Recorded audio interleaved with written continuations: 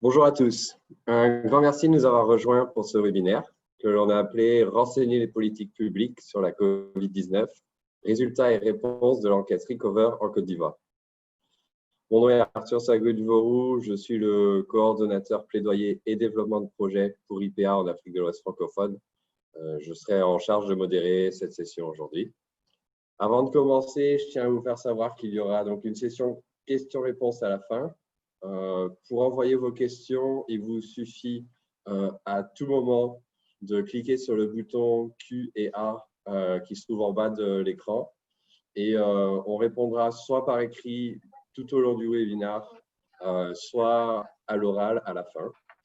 Enfin, sachez aussi que le webinaire il est enregistré et que l'enregistrement sera disponible après la session et que aussi les présentations seront partagées sur notre site. Vous recevrez un email dans les prochains jours pour avoir le lien. Voilà, tout cela dit, je propose qu'on commence. Donc aujourd'hui, vous allez entendre 4 intervenants différents. Tout d'abord, il y aura Marius Chabi, qui est le directeur pays pour IPA en Afrique de l'Ouest francophone. Il présentera IPA et le contexte de l'enquête. Ensuite, Shaina Warren, chercheuse à IPA, qui présentera l'initiative Recover et les données démographiques de l'enquête en Côte d'Ivoire. Ensuite, on aura Samuel Kembou, qui est représentant pays de IPA en Côte d'Ivoire, qui présentera les résultats de l'étude. Et enfin, Cyril Nialega, sous-directeur des études et des analyses statistiques à la Direction générale de l'emploi, nous donnera son interprétation de ces résultats et de comment ils peuvent être utilisés dans leurs activités. Voilà. À la suite de cela, on rentrera dans une section de questions-réponses. Le tout devrait durer environ 1 heure. Je vais donc maintenant donner la parole à Marius Chabi.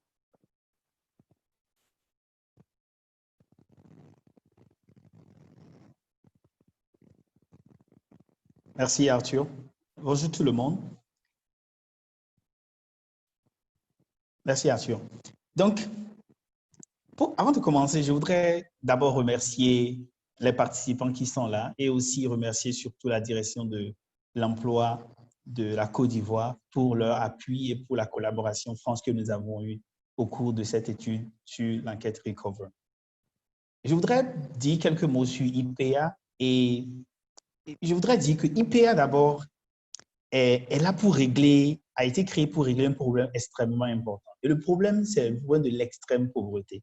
Et chaque année, des milliards sont dépensés pour lutter contre la pauvreté. Et c'est seulement une infime partie qui est dédiée en termes de ressources à tout ce qui est la recherche et le développement. C'est-à-dire une petite part est seulement consacrée pour voir si ce que les programmes de développement fonctionnent ou pas. Et c'est là que IPA intervient. IPA arrive pour pouvoir donner des évidences, pour pouvoir fournir de la recherche rigoureuse pour réduire la pauvreté et améliorer la vie des populations, en général des pauvres. Next. Et IPA, en réalité, c'est 3 piliers. Le premier pilier, c'est de créer, avec des partenaires, de co-créer des preuves scientifiques. Le deuxième pilier, c'est de partager ces preuves-là de manière stratégique. Et c'est ce que nous essayons de faire aujourd'hui ici, de partager ces preuves avec des personnes qui seront à même de les utiliser au moment où il convient le mieux. Et c'est ce que nous sommes en train de faire aujourd'hui. Le troisième pilier, c'est d'appuyer les personnes qui prennent les décisions, les politiques comme les chefs de programme dans les organismes internationaux, à pouvoir utiliser ces preuves-là pour améliorer la vie des populations. Et IPA, l'approche que l'on reconnaît à IPA, c'est Randomized Control Trial ou l'approche expérimentale. Mais cela va au-delà de cela parce que c'est une approche Next qui a aujourd'hui valu le prix Nobel d'économie pour ceux qui sont informés en 2019. Et c'est ce que le comité du prix Nobel dit exactement ceci. IPA joue un rôle crucial pour aider les chercheurs à mener et à mettre en œuvre des expériences à travers le monde. Cela dit, IPA, c'est concrètement quoi? C'est un réseau dans 22 pays à travers le monde. Donc, en Afrique de l'Ouest francophone, nous sommes au Burkina, en Côte d'Ivoire et au Mali. Et c'est plus de 600 chercheurs qui collaborent avec IPA. et nous sommes extrêmement fiers de la collaboration que nous avons avec ces chercheurs de par le monde. IPA travaille à travers plusieurs secteurs, de l'inclusion financière à la réconciliation, aux paix et réconciliation, passant par l'agriculture, la santé, etc. IPA, c'est également plus de 750 partenaires donc, qui font la mise en œuvre, qui sont spécialisés dans la mise en œuvre au quotidien, y compris des gouvernements. Et IPA, c'est plus de 850 études réalisées à travers le monde, dans 51 pays. Je voudrais préciser que IPA ne fait pas ce qu'elle fait là, ce que nous faisons à IPA, ne le faisons pas seul, nous le faisons en partenariat. Et c'est là que, par exemple, la Direction générale de l'emploi de la Côte d'Ivoire est présente aujourd'hui et a été toujours là quand nous étions en train de travailler sur cette étude liée à COVID, pour ne citer que cet exemple-là. Donc, il y a plusieurs autres partenaires avec qui nous travaillons et nous leur sommes très reconnaissants de leur franche collaboration. Avant d'aller plus loin, je voudrais préciser un peu le calendrier dans lequel l'étude COVID, l'étude Recover, s'est déroulée en Côte d'Ivoire. Et pour cela, observons un peu le prochain slide qui parle un peu du timing, du calendrier. Et sur ce graphe, vous pouvez observer ce qui est en bleu, ce sont les mesures que nous désirons, pas les mesures de santé publique. Et ce qui est en vert, ce sont les mesures économiques. Donc, on peut se rendre compte que le gouvernement ivoirien a pris beaucoup de mesures.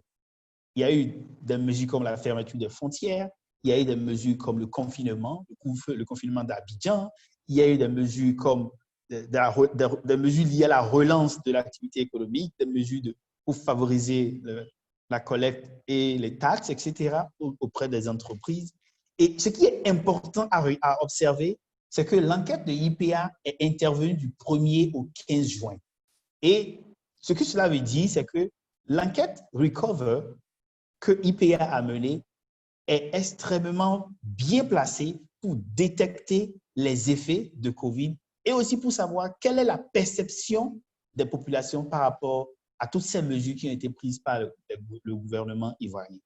Donc, voilà un peu très ramassé comment est-ce qu'il faut observer c'est quoi IPA et ensuite le calendrier de l'enquête et aussi des politiques qui ont été prises liées à COVID. Je vais demander à Sheina de vous présenter c'est quoi Recover, l'initiative Recover de IPA. Sheina.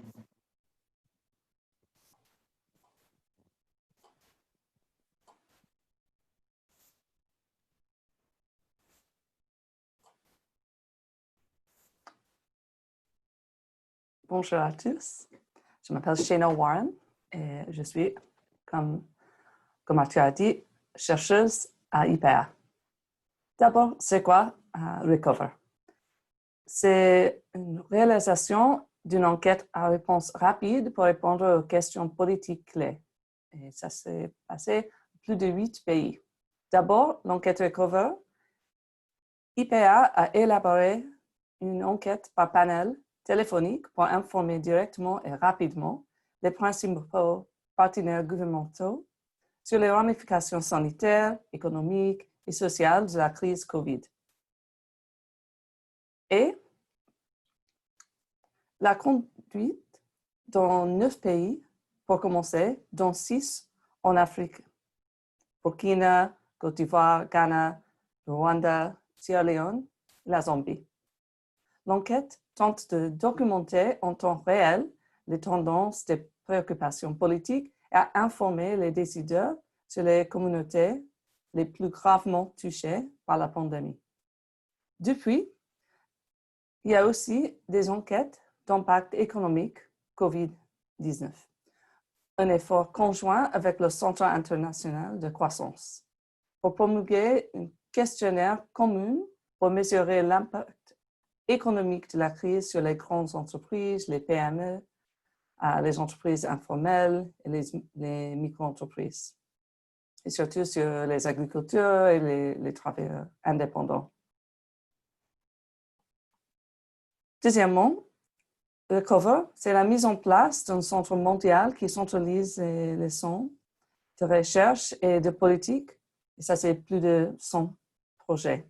Nous collaborons avec des organisations homologues pour centraliser et partager la recherche, les ressources et les opportunités de financement afin d'informer les parties prenantes et de plaider pour que davantage de fonds soient alloués aux réponses économiques, en particulier dans les pays du Sud.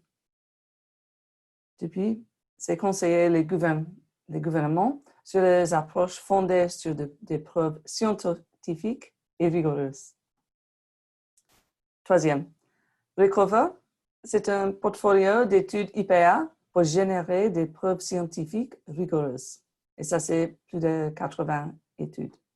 Nous développons rapidement ces évaluations individuelles liées à la réponse au COVID-19.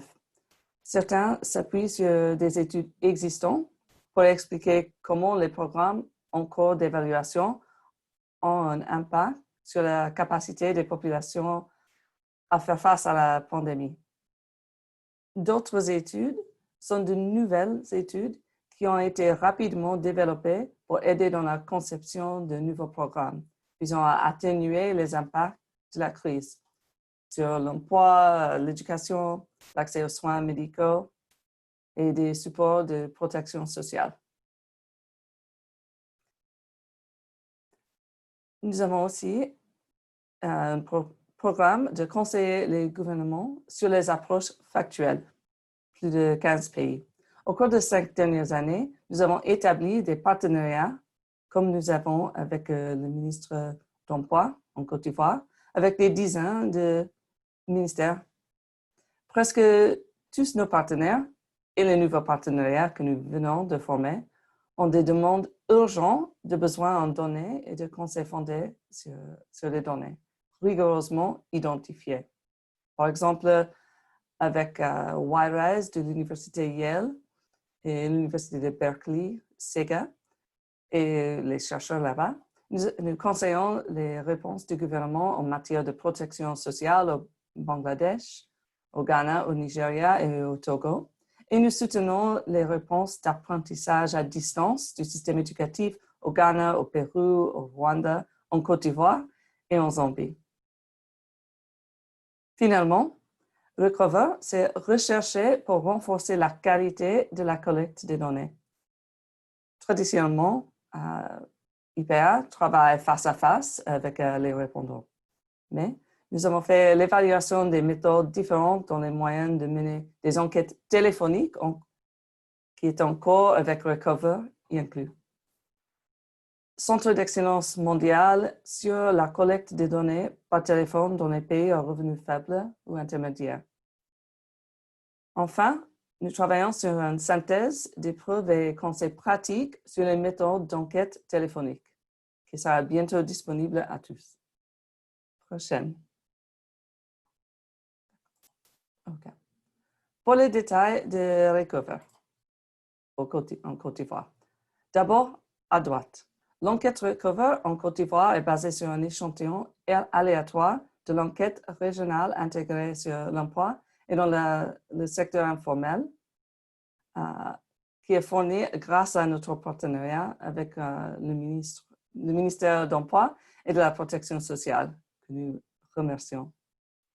Nous avons prélevé 30% de notre échantillon de répondants dans la grande région d'Abidjan et le reste dans les 13 autres districts. Les personnes ont été échantillonnées au hasard dans ces deux blocs. L'échantillon final a été composé de 34% de foyers sur Abidjan et en raison des taux de réponse légèrement plus élevés dans le département. Nous avons réussi à joindre 44% des numéros tentés. Comme vous pouvez voir à gauche, l'âge moyen de notre échantillon était de 40 ans, dont à peu près 30% femmes et 21% qui ont continué leurs études après le lycée. La taille moyenne des ménages est un peu plus de 6 habitants et nous estimons que 36% des ménages participants vivent sous le seuil de pauvreté nationale de la Côte d'Ivoire. Et ça c'est d'après l'IPP. C'est l'indice de probabilité de pauvreté.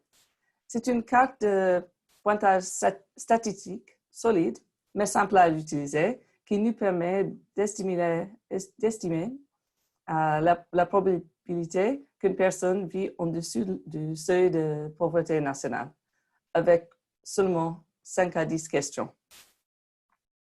Donc, avec l'IPP, les organisations peuvent identifier les clients ou les employés les plus susceptibles d'être pauvres en intégrant des données objectives sur la pauvreté dans leurs évaluations et leur prise de décision stratégique. Prochaine. Enfin, enquête Recover en Côte d'Ivoire. 5 points clés. D'abord, 41% des répondants ont peur que leur ménage contracte la COVID-19. Ceux qui n'ont pas peur citent massivement les mesures préventives comme raison. Ça nous conseille que les gens savent comment attraper cette maladie. Deuxièmement, plus de 70% des personnes interrogées déclarent avoir été contraintes d'épuiser leurs économies pour payer leur nourriture depuis février. Cela indique la profondeur de la crise. En troisième, 65% des salariés ont gagné une rémunération inférieure à celle d'une semaine normale avant la crise. Et près de 60% des enfants en âge scolaire ont déjà repris le chemin de l'école depuis la réouverture des établissements. Mais cela indique qu'il y en avait plus de 40% au moment de l'étude qui ne l'ont pas. Je vous rappelle que l'enregistrement du webinaire sera disponible sur notre site Internet ainsi que la présentation. Vous recevrez un email avec les liens dans les prochains jours. Et moi, pendant le reste de la présentation, je serai à l'écoute de vos questions.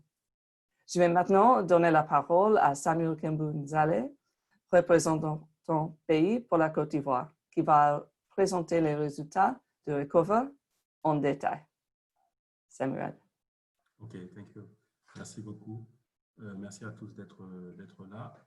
Donc, je vais présenter les résultats de l'étude Recover en Côte d'Ivoire. Donc, d'entrée de jeu, je vais dire 4 petites choses.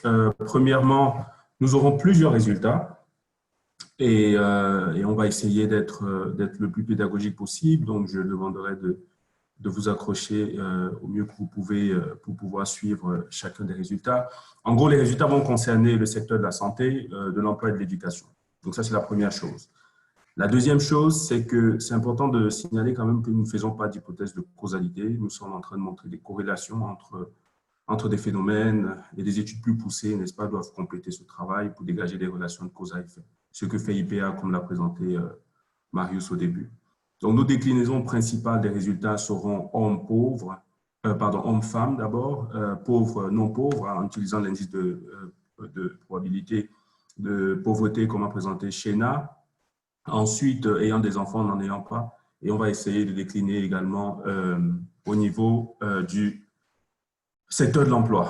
Donc, enfin, la quatrième chose pour démarrer ici, c'est que les questions, il faut les mettre dans le chat au mieux que vous pouvez et on y répondra en cours ou alors à la fin. Donc, allons-y maintenant sur santé et COVID.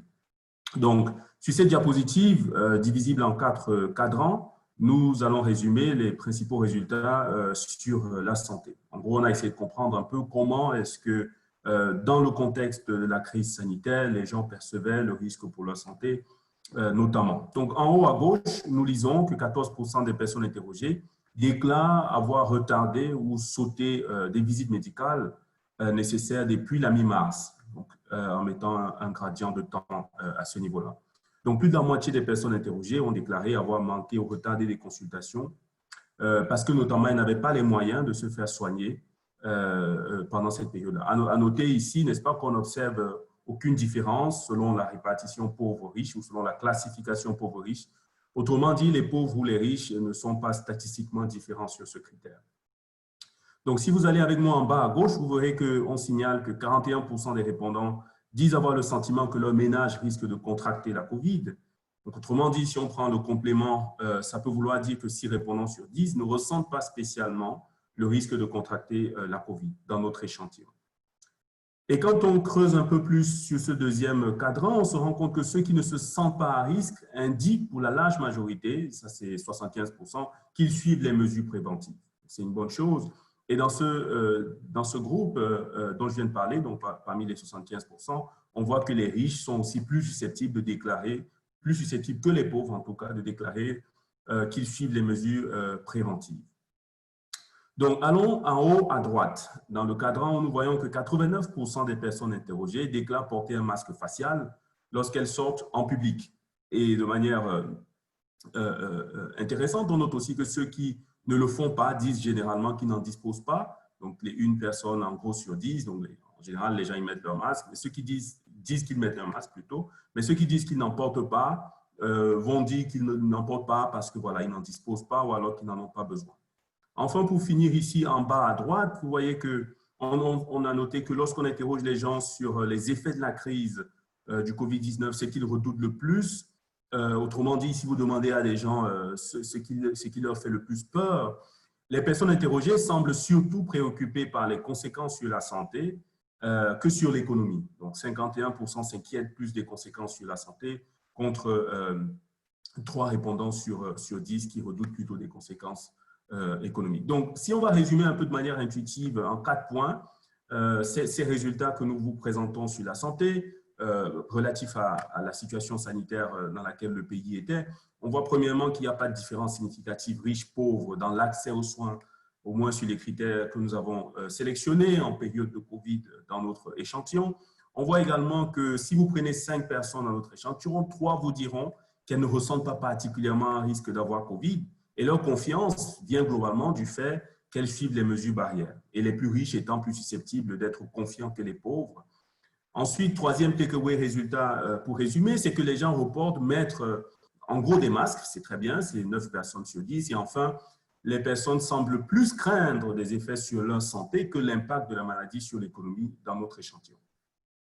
Donc, abordons à présent un autre chapitre dans la prochaine diapositive qui est cette fois activité économique et emploi. Donc, dans ce chapitre sur l'activité économique et l'emploi, l'idée sera de décrire le mieux possible les relations entre les différents indicateurs de l'activité économique pendant la période de lockdown.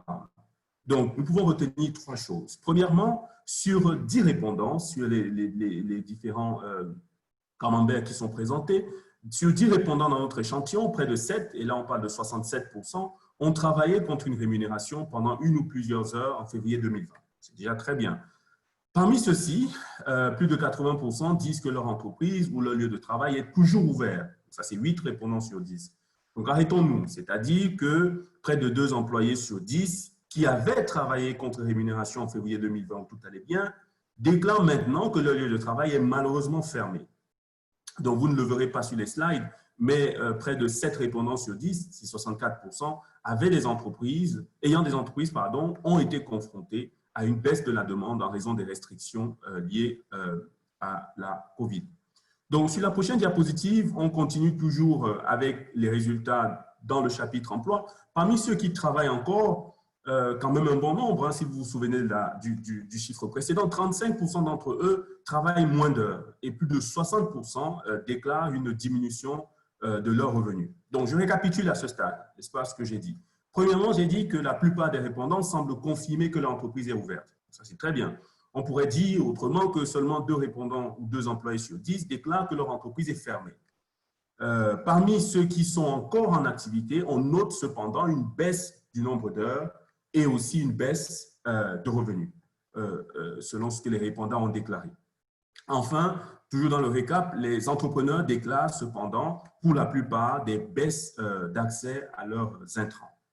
Donc, j'ai récapitulé. Maintenant, je rajoute un peu d'informations. Okay? Ce qui vient sans surprise ou avec un peu de surprise. Donc, les répondants les plus pauvres sont plus susceptibles que les répondants les plus riches de connaître une baisse de revenus. On dira sans surprise. Ils sont aussi plus susceptibles de déclarer que leur lieu de travail n'est pas ouvert.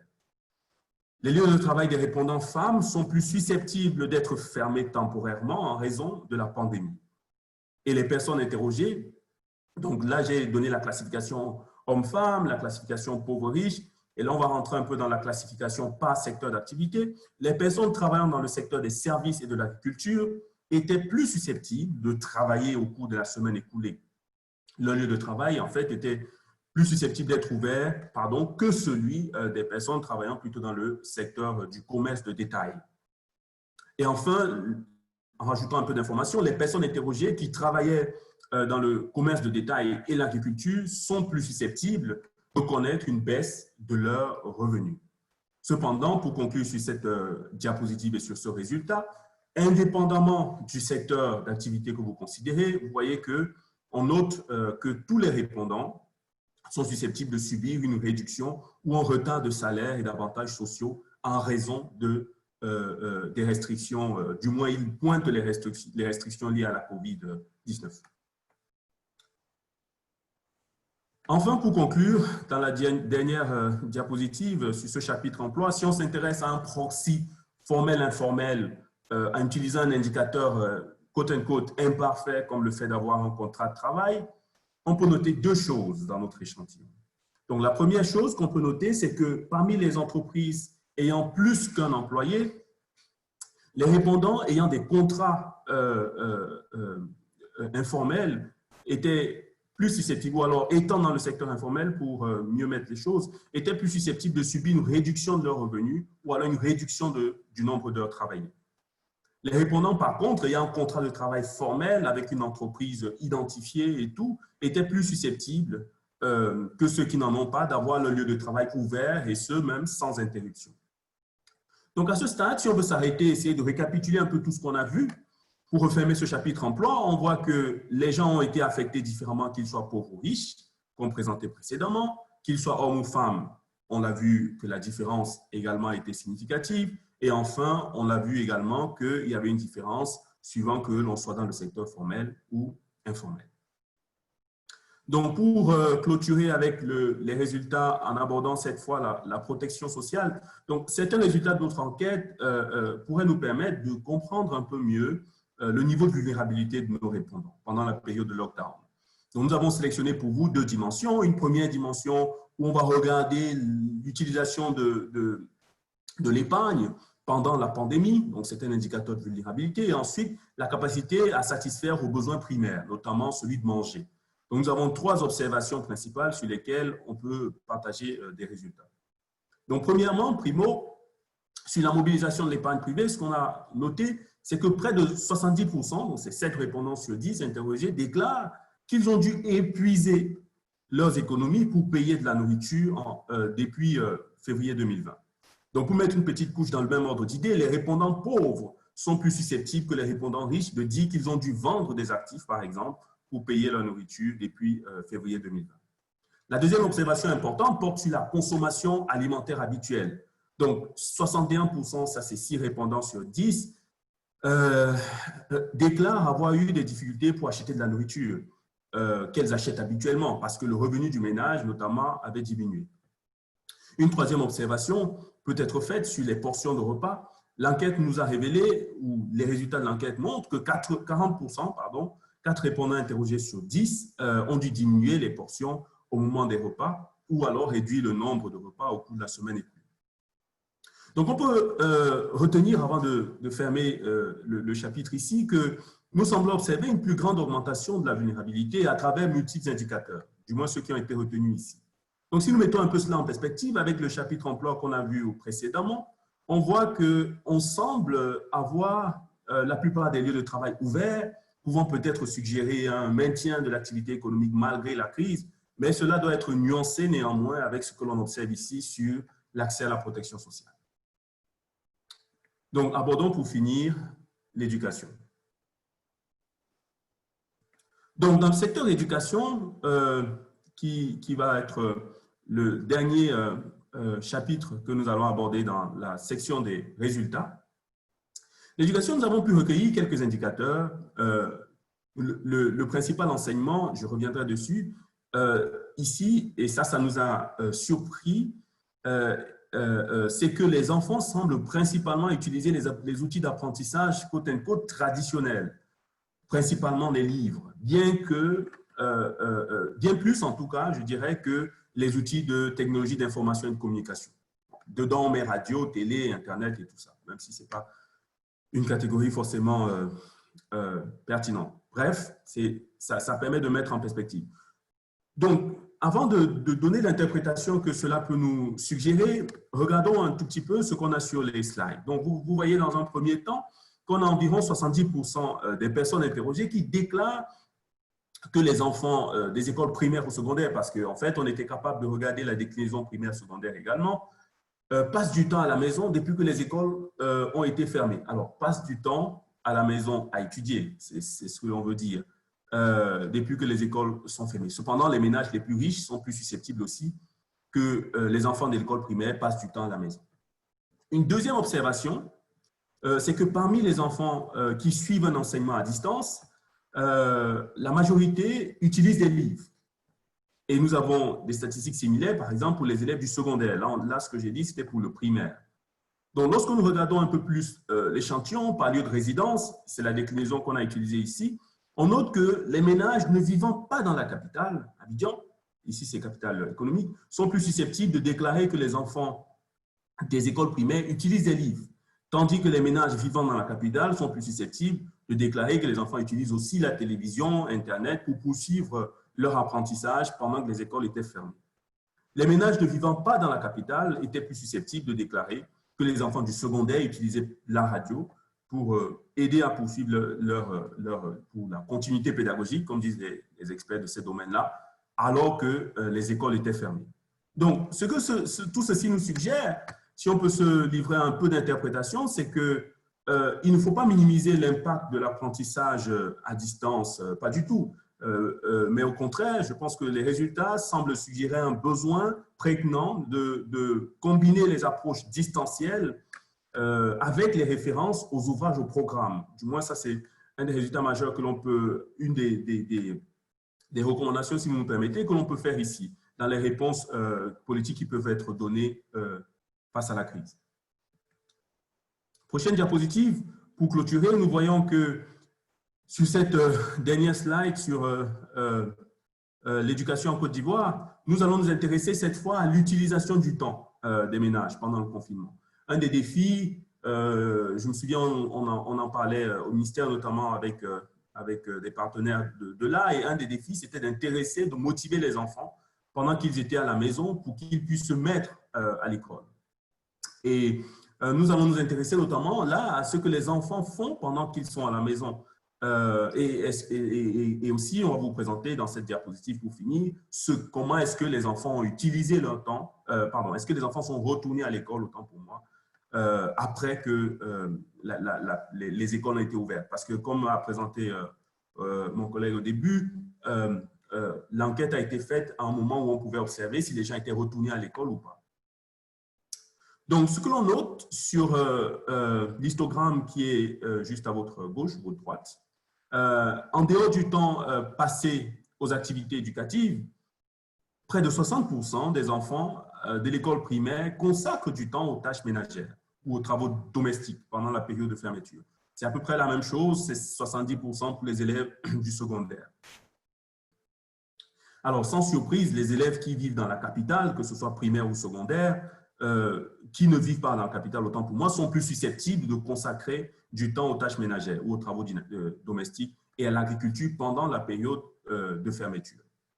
Donc ça, c'est un premier groupe de résultats dans cette diapositive. Ensuite, si on se rabat sur l'autre partie des résultats, on va voir que les ménages déclaraient que près de 60% des enfants en âge scolaire avaient déjà repris le chemin de l'école depuis la réouverture des établissements. C'est 60%, qui n'est pas 100%.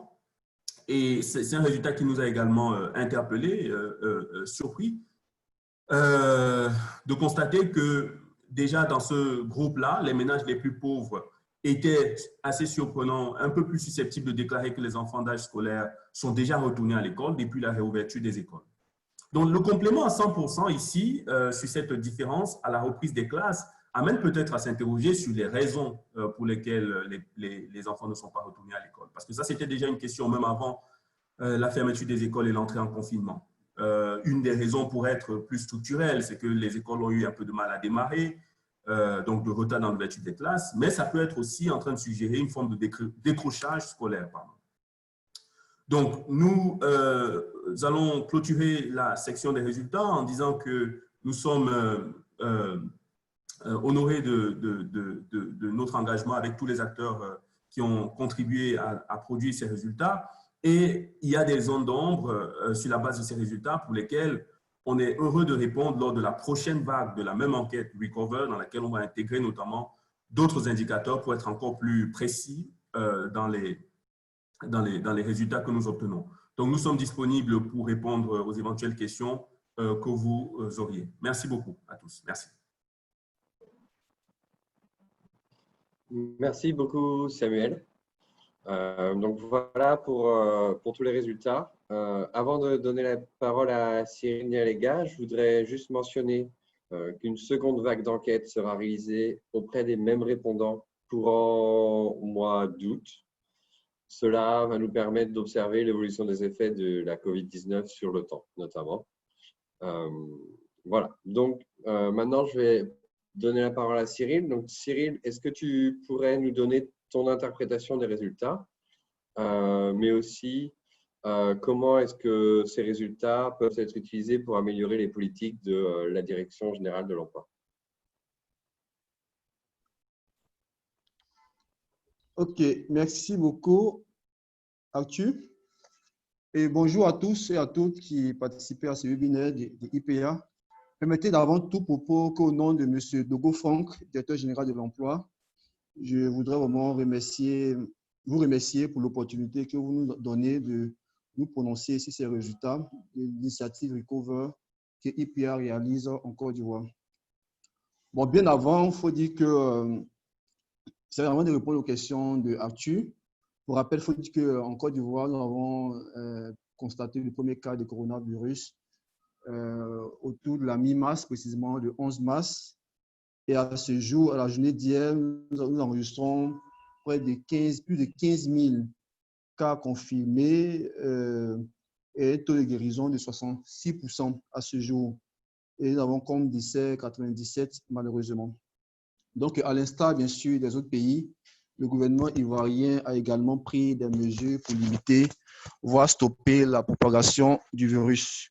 Bon, comme on pourrait s'y entendre, bien évidemment, ces mesures n'ont pas été sans conséquence sur l'activité économique du pays.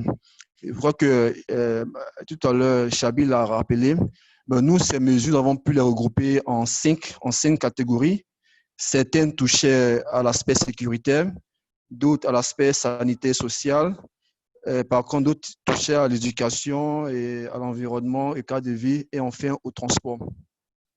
Donc, suite donc à ces mesures et afin d'informer les autorités, la Direction générale de l'emploi a produit une note d'information pour essayer d'évaluer un peu l'impact que posaient ces mesures-là sur l'activité économique, notamment sur l'emploi des populations. Et là, nous sommes basés sur les données de l'enquête Eurésie qui date de 2017.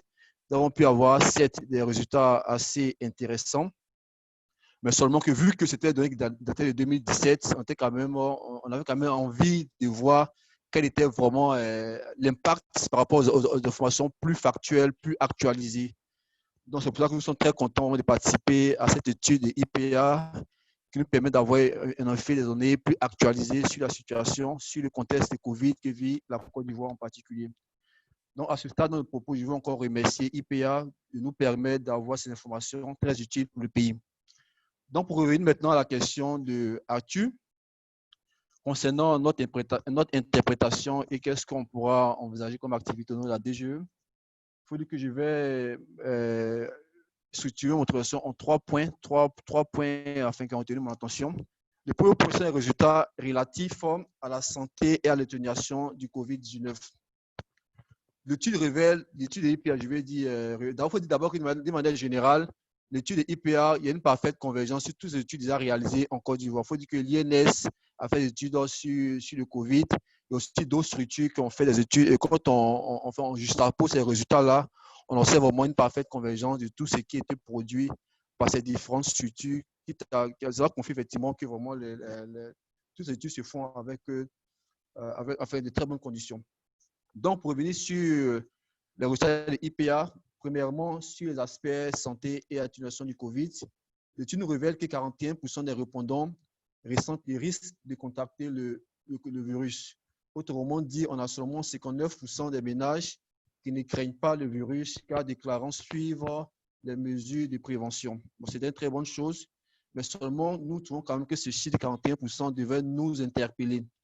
On ne va pas se le cacher, il y a quand même un certain relâchement au niveau de la population qui de plus en plus commence à ne plus trop s'intéresser, à ne plus trop accorder du mérite à ces mesures. Donc, nous, on pense qu'il faut quand même déjà que ce chiffre-là soit vraiment pris en considération pour voir comment est-ce que travailler à les rendre un peu plus bas.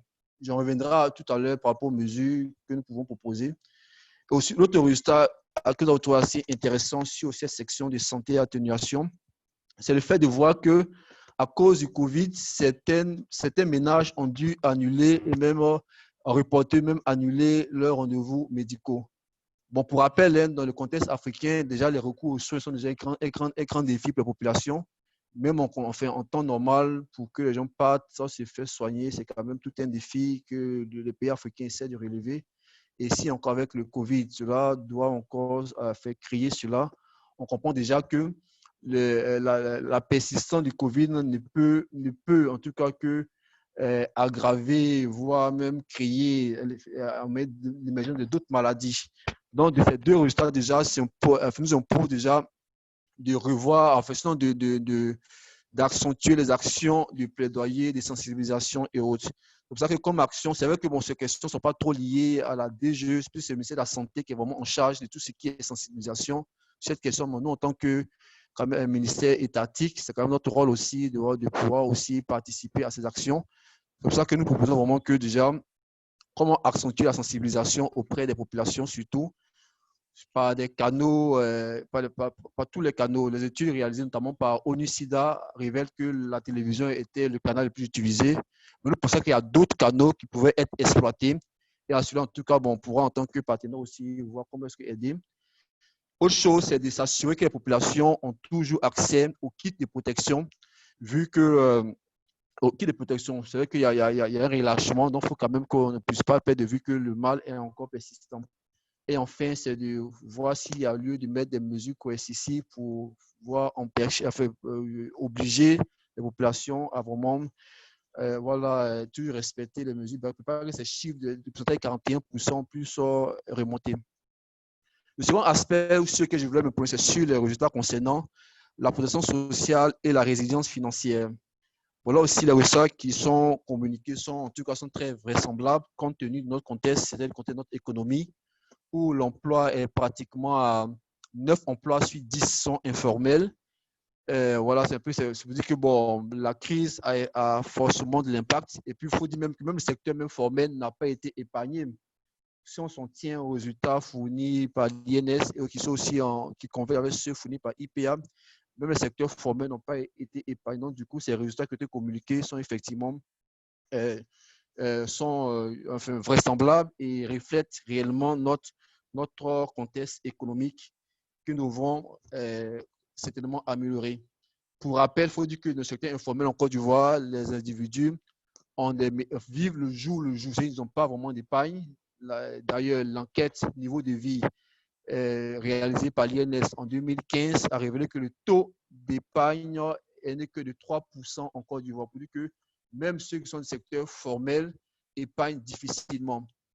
Donc, il va sans dire que quand une crise de ce genre survient, ceux qui ont pu épargner, c'est pas, enfin, ils vont bien souvent les épuiser. Et ceux qui n'ont pas épargné, qui sont pratiquement majoritaires, près de 97%, seront bien sûr obligés de recourir à des ménages amis pour pouvoir subvenir à leurs besoins. Donc, pour vraiment les actions que nous pouvons, en tout cas, nous pensons pouvoir intensifier pour traiter ces difficultés que révèle l'enquête, c'est de poursuivre et d'intensifier les actions de transition de l'économie informelle vers l'économie formelle, voire de promouvoir des revenus, des emplois résilients, comme le suggère la recommandation 205 de l'OIT, visée par des délégations internationales du travail, qui veut vraiment que nos pays vraiment, qui sortent des situations de fragilité, de catastrophes, puissent vraiment penser à construire des économies résilientes. Pour rappel, la Côte d'Ivoire a adopté cette année même son document stratégique de transition de l'économie informelle vers l'économie formelle. Et nous pensons, avec certainement la révision de ce document-là, prendre en compte tous ces résultats sur l'impact du Covid, notamment ceux produits par IPA, pour essayer de bien redéfinir, bien calibrer certaines activités qui pourront vraiment nous aider à vraiment corriger ce côté sombre de notre activité économique, qui fait que dès lors qu'une crise de ce genre survient, des populations déjà, en tout cas, se trouvent déjà en difficulté extrême. Et nous, en tant que deux jeunes, nous comptons aussi accentuer le plaidoyer pour améliorer la prise en compte, enfin pour améliorer la gestion des fonds qui sont destinés aux ménages vulnérables. Il faut que l'un des aspects que recommande l'OIT dans sa recommandation 205, c'est de vraiment soutenir toutes les personnes, tous les ménages qui subissent vraiment une catastrophe. Il ne faut pas les laisser à leur propre compte. C'est vrai que cela est en cours en Côte d'Ivoire. L'État a débloqué certaines ressources pour pouvoir aider les ménages touchés. Il faut dire que parce que l'étude même n'a pas été dit aujourd'hui, mais il y a quand même des aspects, il y a quand même des ménages qui n'ont pas reçu ces fonds-là. Il faut que cela soit amélioré. Donc, la DG pourrait éventuellement participer en définissant ces activités, en créant des AGR pour aider ces ménages pauvres-là à vraiment avoir quelque chose pour pouvoir subvenir pour pouvoir remonter ces difficultés que leur impose le Covid. Et en fait, de nos points qui a attiré notre attention, c'est l'activité économique et l'emploi. Là aussi, j'ai déjà dit, ça reflète parfaitement notre contexte qui est informel. Ce qui a été dit est vraiment pertinent pour nous. La preuve, notre économie est basée à pratiquement 50% sur l'emploi agricole. Et quand on dit que 76% des concernés travaillent dans l'agriculture, on voit dire qu'une très grande frange de la population, effectivement, est exposée à tout ce qui était dépeint comme impact de Covid sur l'économie ivoirienne. Alors, pour ne pas être trop long, vu que mon temps est quand même court, c'est pour dire que la 2G, effectivement, travaille et nous, déjà, par rapport aux études qui se font, on a dit non participer à l'étude de IPA, aussi à celle de l'INS et d'autres structures qui nous associent à les études. Et nous comptons en tant que 2G faire vraiment une synthèse de toutes ces études-là pour en sortir des actions très pertinentes qui vont nous permettre, qui sont intégrées dans les différents documents que nous aurons à élaborer dans nos différentes activités, des créations d'emplois, des créations d'emplois salariés comme aussi indépendants pour aider les populations vraiment à rattraper cela. Et autre chose, en collaboration avec bien sûr nos partenaires techniques et financiers, on va pousser nous-mêmes personnellement nos études, puisqu'on a quand même quelques fonds chaque année pour pouvoir réaliser ces études. On voit par rapport aux résultats que vous avez procurés, voir comment est-ce que ces temps seront approfondis. Et on parlait déjà même avec l'enquête emploi de 2021. Cette année, l'enquête emploi n'a pas pu être faite à cause de la situation du Covid.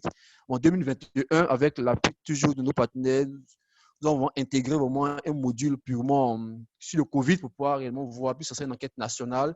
On va voir réellement comment est-ce que évaluer, voir qu'est-ce que le Covid a eu comme impact réel sur l'emploi en Côte d'Ivoire. Ça, quand on le fait en tant que 2G, pour donner différentes enquêtes qui auront lieu prochainement. Et l'autre chose, c'est aussi continuer à faire notre plaidoyer pour la définition de politiques volontaires pour soutenir l'économie ivoirienne en général et l'emploi des populations dans le pays. Pour rappel, il faut dire que dès la survenue de la crise, nous avons produit un document que nous avons transmis à la primature de notre pays. Et certainement, ce document a permis de définir un plan d'action évalué à pratiquement 1700 milliards, qui a défini certain nombre d'activités pour adresser, en tout cas, pour corriger, sinon pour sauver l'économie due à l'impact du Covid. Nous comptons poursuivre cela en encore mettant à disposition aux différents sectoriels ce que nous avons comme information pour aider vraiment à prendre en compte toutes ces difficultés qu'a créé le Covid. Donc, sur ce, je pense que je vais déjà m'arrêter là par rapport à la question d'Arthur. J'espère avoir répondu correctement à ta question, Arthur. Je suis toujours disponible à éventuellement approfondir certains aspects que je n'avais pas pu approfondir pendant mon intervention. Merci.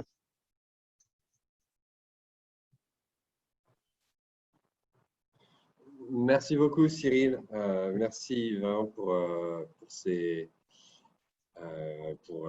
pour toutes ces informations et aussi pour nous donner le point de vue justement de la DGE, de comment les résultats de cette enquête peuvent être utiles. Et vraiment, c'était très développé et je te remercie beaucoup. On a encore quelques minutes pour répondre à des questions-réponses. Juste avant de faire ça, je veux rassurer tout le monde. Il y a énormément de questions qui ont été posées. Je vois que mes collègues et moi-même, on a répondu à un certain nombre par écrit. Toutes celles qui n'auront pas été répondues, pas d'inquiétude, elles sont enregistrées, nous, sur notre serveur. Et donc, on va travailler à vous répondre par email après le webinaire, certainement en début de semaine prochaine. Voilà. Donc, même si on n'a pas pu répondre à votre question tout de suite, ne vous inquiétez pas, on le fera pendant la semaine. Je voulais moi-même tout de suite répondre à une question par rapport au choix d'utiliser l'enquête ERI-ESI comme base pour notre échantillon. Donc, en fait, ce qu'il faut bien comprendre, c'est que cette enquête Recover, l'objectif est vraiment d'appuyer les partenaires, aussi bien gouvernementaux, mais ça peut être organisations internationales, bilatérales, les ONG, etc., dans leur réponse au Covid-19. Il se trouve qu'en Côte d'Ivoire, on a un partenariat très fort avec la Direction générale de l'emploi. Et c'est donc pour cela que l'on a décidé, si vous voulez, d'utiliser un échantillon qui serait particulièrement pertinent pour leurs besoins politiques. Voilà. Et donc, en fait, si vous allez regarder sur notre site internet avec les différents pays que Shayna a présenté où l'enquête est faite, vous verrez qu'il y a donc dans toutes les enquêtes un tronc commun sur les questions qui sont posées. Et ensuite, chaque pays va avoir des questions qui diffèrent selon justement les relations, si vous voulez, les partenariats qui ont été développés dans le pays. Voilà, par exemple, je peux vous dire que au Burkina Faso, on a eu tout un module sur la planification familiale. Voilà, au Sierra Leone sur la protection des consommateurs, etc. Donc, il y a vraiment eu aussi des choix qui ont été faits pour s'assurer que cette enquête serve réellement à la définition des politiques aussi bien publiques, mais que des ONG, etc. Je vais demander à Shayna de répondre à une des questions qui était sur la moyenne de temps passé par les enfants sur l'éducation.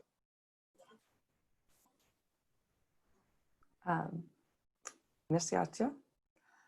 Pour cette question, nous avons trouvé que à peu près 80% des enfants au niveau primaire ont passé du temps. Et au niveau secondaire, c'était un peu plus élevé ce qu'ils ont fait. Pour le temps dans la semaine, c'était, je m'excuse, en moyenne, c'était entre 5 à 10 heures, plutôt 10 heures ou plus par semaine. Donc, ça veut dire 2 heures par jour pour les enfants pendant la fermeture des écoles. Et ça, c'est déjà pas mal pour les enfants qui sont sans le professeur à la maison, avec beaucoup d'autres activités pour les distraire. Si vous avez plus de questions, je peux répondre en ligne. Merci. Merci beaucoup, Shayna. Alors, on a une question qui est dirigée directement à Cyril sur le fait que la COVID pourrait créer d'autres maladies. Et donc, voilà, j'ai vu que Cyril, tu étais prêt à y répondre, donc je te donne la parole. Bon, en fait, j'ai vu en fait, bon, faut dire que bon, moi, je ne suis pas médecin, hein, monsieur Demographe, mais ce qu'il a souligné en fait par rapport aux résultats donnés, c'est dit que 14% des répondants ont dû reporter, voire annuler leurs rendez-vous médicaux. Donc, en tant que spécialiste, j'ai dit, OK, d'accord, si les gens qui arrivent à reporter, donc du coup, j'ai dit que le COVID pourrait soit aggraver certains maux, mais créer, faire l'émergence. Quand tu ne vas pas à l'hôpital parce que tu es malade, ça peut effectivement créer d'autres choses. Peut-être que bon, quand tu penses qu'à cause du COVID, tu ne peux plus te déplacer, En fait, c'est ça, en fait, c'est le fait de ne plus avoir accès certainement aux soins de santé ou aux centres de santé, voilà, qui m'a fait dire que voilà, si la situation reste comme ça, éventuellement, par cause du Covid, on pourrait avoir l'émergence de certaines ou l'aggravation de certaines maladies. Donc peut-être que l'idée n'a pas été assez bien dit, mais pas que, bon, comme je ne suis pas médecin, ça veut dire que c'est juste une conséquence qui pourrait advenir au cas où voilà, les populations, sous prétexte du Covid, n'ont plus accès à leurs soins de santé. Non, mais c'est ça, il peut répondre bien à la question de M. Lopo. Enfin, et puis, c'est ce que vous avez dit. Merci.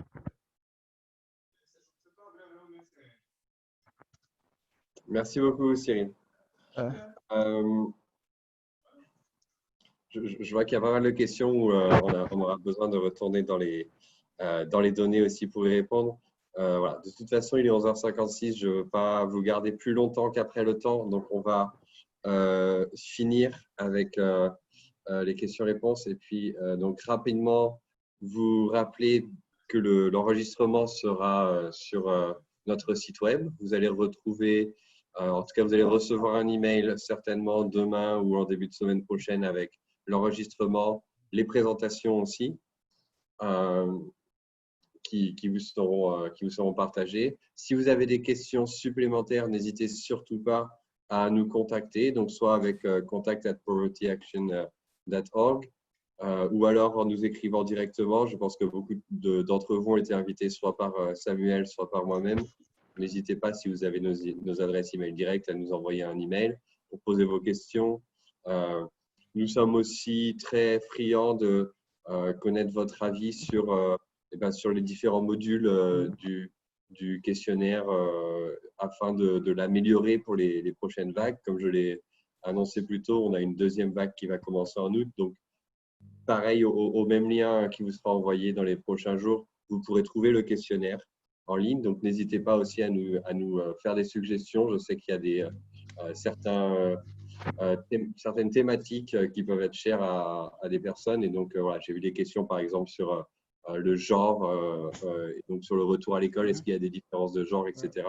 C'est en effet des questions qui peuvent être très intéressantes à adresser. Et je pense qu'on peut, en tout cas, si vous pouvez nous contacter, on peut discuter ensemble de l'éventualité de rajouter cela dans notre deuxième vague qui se fera dans quelques semaines. En dehors de l'enquête Recover, si vous voulez en savoir un peu plus sur ce que l'on fait, peut-être potentiellement rentrer en partenariat avec nous. La même chose, n'hésitez surtout pas à rentrer en contact. Sur notre site internet, vous trouverez les adresses email aussi bien de Marius, le directeur pays, que de Samuel, qui est représentant pays en Côte d'Ivoire. Voilà, on est disponible, que ce soit pour Recover ou dans d'autres cadres, et on sera très content de pouvoir continuer la discussion avec vous. Je vous remercie à tous énormément d'avoir participé. On a été une 50aine aujourd'hui, c'est très rassurant et c'est plaisant de voir autant d'engagement, autant de questions aussi qui ont été posées aujourd'hui, et je vous félicite tous. Je remercie aussi énormément Cyril Nialega d'avoir participé au panel et d'avoir pris le temps de préparer et de participer au webinaire pour nous donner en tout cas les impressions et les raisonnements de la DGE vis-à-vis de ces résultats. Et on se réjouit énormément du partenariat avec la DGE et de la continuité qui s'ouvre devant nous.